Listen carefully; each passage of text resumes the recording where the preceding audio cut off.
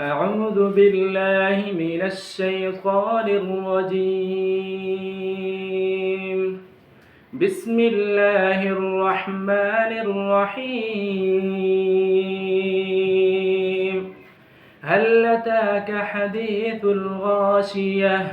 وجوه يومئذ خاشعة عاملة ناصبة تصلى نارا حامية تسقى من عين آنية ليس لهم طعام إلا من ضريع لا يسمن ولا يغني من جوع وجوه يومئذ ناعمة لسعيها راضية في جنة عالية لا تسمع فيها لاغية فيها عين جارية فيها سرر مرفوعة وأكواب موضوعة ونمارق مصفوفة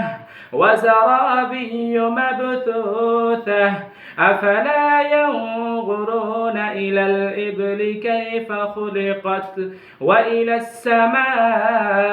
السماء كيف رفعت وإلى الجبال كيف نصبت وإلى الأرض كيف سطحت فذكر إنما أنت مذكر لست عليهم بمسيطر إلا من تولى وكفر فيعذبه الله العذاب الأكبر إن إلينا إيابهم ثم إن علينا حسابهم. بسم الله الرحمن الرحيم.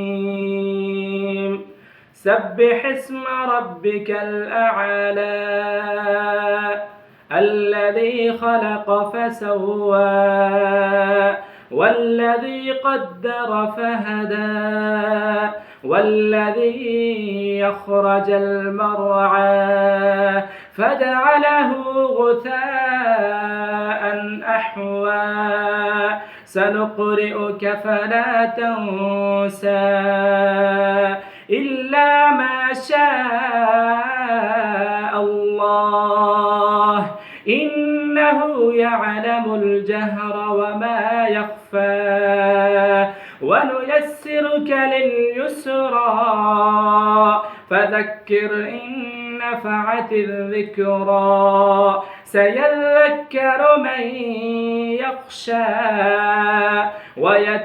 ويتجنبها الأشقى الذي يصلى النار الكبرى ثم لا يموت فيها ولا يحيا قد أفلح من تزكى وذكر اسم ربه فصلى بل تؤثرون الحياة الدنيا والآخرة خير وأبقى